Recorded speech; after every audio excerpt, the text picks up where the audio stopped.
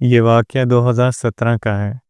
13 نوجوانوں کا ایک گروپ چولستان کے ریگستان میں شکار کے لیے گیا، لیکن واپس صرف ایک ہی آیا۔ اس کی یادداشت مکمل طور پر جا چکی تھی، مگر جب یادداشت واپس آئی تو جو کہانی اس نے سنائی وہ سن کر آپ کی روح کانپ جائے گی، کیونکہ وہ اپنے ساتھ ایک شکار نہیں بلکہ ایک ایسا راز ساتھ لایا جو رات کی خاموشی میں بھی سرگوشیاں کرنے لگا۔ اس سے پہلے کہ ہم کہانی کی طرف بڑھیں، اگر آپ بھی ہمارے چینل پر نئے ہیں اور آپ کے پاس بھی کوئی ایسی کہانی ہے جو آپ ہمارے پروگرام میں شامل کرنا چاہتے ہیں تو ہمیں ہمارے دیے گئے ای میل پر آپ بھیج سکتے ہیں۔ ہم اسے پروگرام کا حصہ ضرور بنائیں گے۔ کہانی کا آغاز کرتے ہیں۔ لاہور 2023۔ اسٹوڈیو کی مصنوعی روشنی سلیم کے چہرے پر ایک عجیب سا عکس ڈال رہی تھی۔ کیمرے کی سرخ بتی ایک خاموش گواہ کی طرح اس کی ہر حرکت پر نظر رکھے ہوئے تھی۔ سلیم، ایک نحیف ٹوٹی ہوئی شخصیت، کیمرے کے سامنے بیٹھا اپنی گود میں رکھے ہاتھوں کو گھور رہا تھا۔ اس کے چہرے پر وقت سے پہلے ہی جھریاں پڑ چکی تھیں، اور آنکھیں ایک ایسے گہرے اندھیرے کنویں کی مانند تھیں جن میں 6 سال پرانا خوف اب بھی ڈبکیاں لگا رہا تھا۔ کیمرے کی خاموشی میں صرف کیمرے کی مدھم بھنبھناہٹ اور سلیم کے بے قاعدہ سانسوں کی آواز گونج رہی تھی۔ میرا نام سلیم ہے۔ اس کی آواز خشک پتوں کی سرسراہٹ کی طرح آہستہ اور ٹوٹی ہوئی تھی، گویا الفاظ اس کے حلق سے نکلنے سے کترا رہے ہوں۔ اور میں وہ واحد ہوں جو واپس آیا، 13 میں سے ایک۔ کیمرے کے پیچھے بیٹھی پروڈکشن ٹیم سلیم کے ہر لفظ، ہر تاثر کو جذب کر رہی تھی۔ یہ کہانی چولستان کے صحرا میں 13 گمشدہ افراد کی کہانی تھی، ایک ایسا معمہ جس نے سالوں سے ان کے ذہنوں کو جکڑ رکھا تھا۔ ملک بھر کے اخبارات اور ٹی وی چینلز نے اس واقعے کو کوریج دی تھی۔ کئی سرچ پارٹیاں بھیجی گئیں، مگر کوئی سراغ نہیں ملا۔ 13 تجربہ کار شکاری، صحرا کے جاننے والے، گویا ہوا کے ہو گئے تھے، اور اب اس معمے کا واحد گواہ سلیم اپنی کہانی بیان کرنے کے لیے تیار تھا۔ ایک ایسی کہانی جس نے اسے توڑ کر رکھ دیا تھا، ایک ایسی کہانی جس کے ذہن میں ایک نائب زخم کی طرح رہ گئی تھی۔ 2017 کی بات ہے۔ سلیم نے شروع کیا، اپنی خشک زبان گھیلی کرتے ہوئے۔ ہم 13 دوست تھے، شکار کے شوقین، صحرا کے خد و خال سے آشنا۔ بچپن سے ہی چولستان ہمارا دوسرا گھر تھا۔ ہم اس کی ریت، اس کی ہوا، اس کی خاموشی سے واقف تھے۔ ہر سال کی طرح اس سال بھی ہم نے چولستان کا رخ کیا۔ جیپیں، جدید ہتھیار، جی پی ایس، سیٹلائٹ فونز، جدید کیمپنگ کا سامان، ہمارے پاس سب کچھ تھا۔ ہمیں لگا تھا کہ یہ ایک اور یادگار سفر ہوگا، ایک اور شاندار ایڈونچر، مگر اس کی آواز بھر آئی، گویا آنے والی یادوں کا بوجھ اس کے لیے ناقابل برداشت ہو گیا ہو۔ اس نے آنکھیں بند کر لیں، جیسے ماضی کے خوفناک منظر اس کے سامنے گھوم رہے ہوں۔ چولستان، اکتوبر 2017۔ تیز دھوپ میں چمکتے ریت کے وسیع ٹیلوں پر جیپ اچھل کود کر رہی تھی۔ ہنسی مذاق، تیز موسیقی اور شکار کی توقع سے بھری فضا۔ یہ 13 دوست، صحرا کے سخت جان بیٹے، اپنے سالانہ مہم پر نکلے تھے۔ ان کے لیڈر کریم تھے، ایک تجربہ کار شکاری جن کی صحرا شناسی اور شکار کے جوہر دور دور تک مشہور تھے۔ وہ سب خوش تھے، بے فکر، صحرا کی سختیوں سے بے خبر۔ دن چڑھنے کے ساتھ ساتھ گرمی بھی تیز ہوتی گئی۔ سورج گویا انہیں جلانے پر تلا ہوا تھا۔ دوپہر کے وقت وہ ایک ایسے علاقے میں پہنچے جہاں ریت کا رنگ غیر معمولی طور پر سرخ تھا۔ ہوا میں ایک عجیب سی خاموشی چھائی ہوئی تھی، گویا صحرا خود سانس روک کے انہیں دیکھ رہا ہو۔ ایک عجیب سی بو بھی محسوس ہو رہی تھی، جیسے کسی جانور کے جلنے کی بو ہو۔ کریم بھائی، یہاں کچھ عجیب سا لگ رہا ہے، سلیم نے کہا، دل میں ایک نامعلوم خوف محسوس کرتے ہوئے۔ اس نے کریم کو جیپ روکنے کا اشارہ کیا۔ ہم دوسری طرف چلتے ہیں، مجھے یہاں کچھ اچھا محسوس نہیں ہو رہا۔ کریم نے کہکا لگایا، ارے یار، اتنا ڈر کیوں لگ رہا ہے؟ یہ صحرا ہے، کوئی بھوت بنگلہ تو نہیں، تم ہمیشہ ایسے ہی ڈرتے ہو۔ سلیم نے زور دیا، پھر بھی مجھے کچھ ٹھیک نہیں لگ رہا۔ ہوا میں ایک عجیب سی بو ہے، اور یہ خاموشی، یہ قدرتی نہیں لگتی۔ خاموشی تو اچھی بات ہے، دوسرے دوست نے کہا، شکار کرنے میں آسانی ہوگی، تمہیں بس تھوڑا سا حوصلہ کرنے کی ضرورت ہے۔ سلیم کی بے چینی برقرار رہی، مگر اس نے اپنے دوستوں کے آگے اصرار نہ کیا۔ وہ جانتا تھا وہ اسے ڈرپوک سمجھیں گے۔ شام کو انہوں نے ایک چھوٹے سے ٹیلے کے پاس اپنے خیمے لگائے۔ جنریٹر چلایا گیا، کھانا پکایا گیا، کچھ دیر ہنسی مذاق کیا اور پھر تھکن کے مارے سب سو گئے۔ مگر سلیم کو نیند نہیں آ رہی تھی۔ وہ بار بار اٹھ کر ارد گرد نظر دوڑاتا، گویا کسی خطرے کی تلاش میں ہو۔ رات کے سناٹے میں سے کبھی کبھار کوئی عجیب سی آواز سننے کو ملتی، جیسے کوئی دور سے اسے بلا رہا ہو یا پھر کوئی سرگوشی کر رہا ہو، مگر جب وہ کان لگاتا تو صرف ہوا کی سرگوشی اور ریت کی حرکت کی آواز سننے کو ملتی۔ اسے لگ رہا تھا جیسے کوئی نادیدہ آنکھ اسے دیکھ رہی ہو، کوئی وجود اس کے ارد گرد منلا رہا ہو۔ آدھی رات کے قریب ایک تیز آندھی اچانک چلی، خیمے ہلنے لگے، ریت آنکھوں میں چبھنے لگی، ارد گرد اندھیرا چھانے لگا اور ہوا کی تیز دھول سے کان پھٹنے کو تیار تھے۔ سلیم نے اپنے ساتھیوں کو اٹھانے کی کوشش کی، مگر تب تک آندھی اتنی تیز ہو چکی تھی کہ کچھ نظر نہیں آ رہا تھا۔ وہ صرف چیخ سن سکتا تھا اور ہوا کے تیز جھونکوں کی آواز۔ جب آندھی تھمی تو ایک عجیب سا سناٹا چھا گیا۔ سلیم نے آنکھیں کھولیں اور ارد گرد دیکھا۔ وہ بالکل اکیلا تھا۔ اس کے تمام ساتھی غائب ہو چکے تھے، گویا زمین انہیں نگل گئی تھی۔ سلیم سکتے کے عالم میں کھڑا اپنے ارد گرد پھیلی ویرانی کو دیکھ رہا تھا۔ خیمے بکھرے ہوئے تھے، گویا کوئی دیو ہیکل جانور انہیں روند کر گزر گیا ہو۔ اس کے ساتھی جن کے ساتھ وہ چند گھنٹے پہلے ہنسی مذاق کر رہا تھا، گویا ہوا ہو گئے تھے۔ صرف ریت، خاموشی اور ایک ناقابل بیاں خوف اس کے ساتھ تھا۔ اس نے پکارا، کریم، اصغر، کوئی ہے؟ جواب میں صرف ہوا کی سرسراہٹ ملی۔ صحرا کی خاموشی اور بھی گہری ہو گئی تھی، گویا اسے نکلنے کے لیے منہ کھولے کھڑی ہو۔ سلیم کا دل تیزی سے دھڑکنے لگا، اس کے ہاتھ پیر کانپ رہے تھے۔ وہ جانتا تھا کچھ بہت غلط ہو گیا ہے۔ اس نے اپنی ٹارچ جلا کر ارد گرد دیکھنے کی کوشش کی۔ ٹارچ کی روشنی میں ریت کے ٹیلوں کے سائے اور بھی ڈراؤنے لگ رہے تھے۔ دور تک ریت ہی ریت تھی، ایک لامتناہی سمندر جو اسے اپنی لپیٹ میں لے لینے کو تیار تھا۔ سلیم نے GPS ڈیوائس آن کی، مگر وہ کام نہیں کر رہی تھی۔ سیٹلائٹ فون بھی خاموش تھا، وہ باہر کی دنیا سے بالکل کٹ چکا تھا۔ اچانک اسے ایک مدھم سی آواز سنائی دی، جیسے کوئی دور سے اسے بلا رہا ہو۔ وہ چونکا اور کان لگا کر سننے کی کوشش کی۔ آواز پھر آئی، اس بار کچھ زیادہ صاف۔ یہ ایک سرگوشی تھی، ایک عجیب سی میٹھی سرگوشی جسے اپنی طرف کھینچ رہی تھی۔ سلیم نے ٹارچ کی روشنی میں اس آواز کی سمت کی۔ دور ریت کے ٹیلوں کے بیچ اسے ایک مدھم سی نیلی روشنی دکھائی دی۔ روشنی کبھی تیز ہوتی، کبھی مدھم، اور اس کے ساتھ ہی وہ سرگوشی بھی تیز اور مدھم ہوتی رہی۔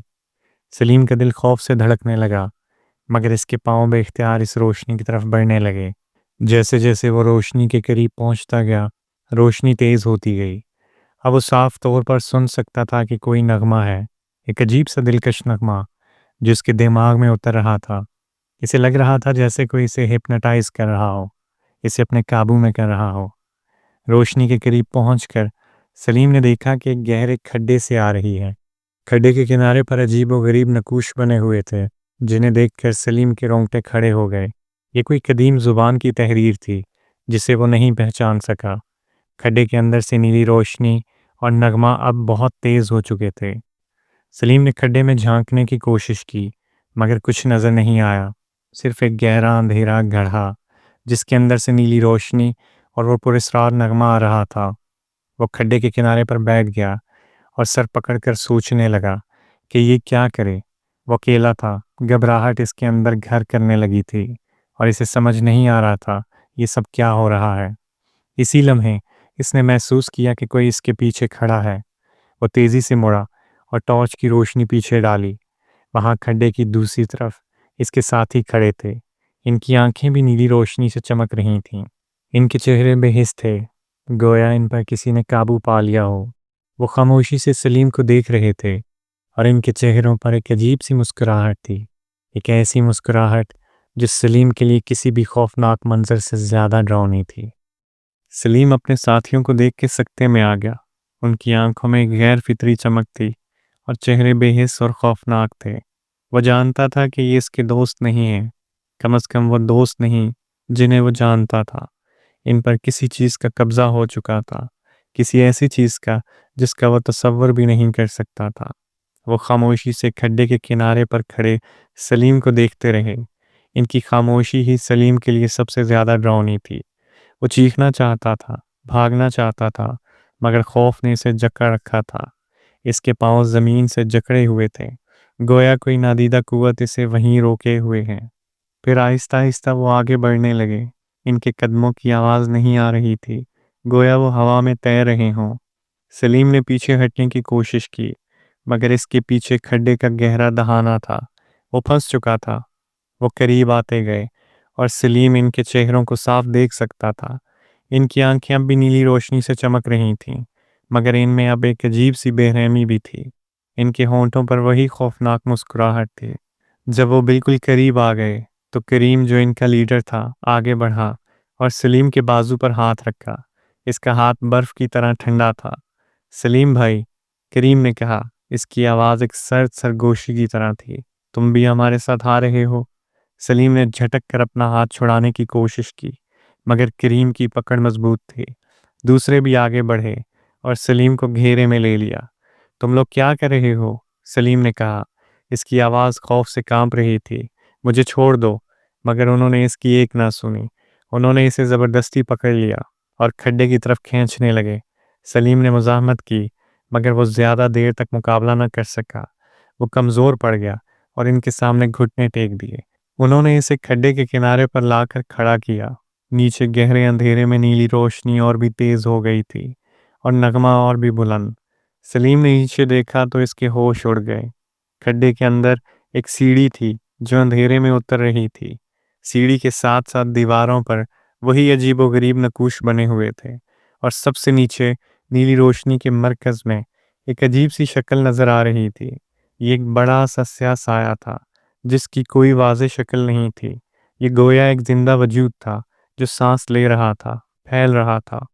سلیم نے چیخنے کی کوشش کی، مگر اس کی آواز اس کے حلق میں ہی دم توڑ گئی۔ خوف نے اسے گونگا کر دیا تھا۔ اس کے ساتھیوں نے اسے کھڈے میں دھکیل دیا۔ وہ گرنے لگا، اندھیرے میں جانے لگا۔ نیلی روشنی اور نغمہ اس کے ارد گرد گھوم رہے تھے، گویا اسے اپنی آغوش میں لے رہے ہوں۔ پھر ایک زوردار دھماکے کے ساتھ سب کچھ خالی ہو گیا۔ سلیم نے آنکھیں کھولی تو اس کے ارد گرد سناٹا چھایا ہوا تھا، اور وہاں ایک ایسی مخلوق کھڑی تھی جسے دیکھ کے سلیم کا خون جم گیا۔ ان کے پاؤں کسی نامعلوم جانور کے کھروں جیسے تھے، مگر انہوں نے انسانوں کے لباس پہنے ہوئے تھے۔ یہ لباس بھی عجیب طرح کے تھے، جیسے کسی قدیم زمانے کے شاہی لباس۔ ان کے گلے میں ہڈیوں اور خشک گوشت کے ٹکڑوں سے بنے ہار لٹک رہے تھے۔ ان میں ایک گندی سی بو آ رہی تھی۔ ان کے چہرے اندھیرے میں صاف نظر نہیں آ رہے تھے، مگر ان کی آنکھیں کسی شکاری جانور کی طرح چمک رہی تھیں۔ وہ عجیب سا نغمہ جو آندھی سے پہلے سلیم سن رہا تھا، پھر سے شروع ہو گیا۔ یہ نغمہ اب زیادہ تیز اور زیادہ دل زور تھا، اور اس کے ساتھ ہی وہ مخلوق حرکت میں آ گئے۔ وہ ناچنے لگے، ایک عجیب و غریب بے ترتیب رقص۔ ان کے کھر ریت پر عجیب سی آوازیں پیدا کر رہے تھے۔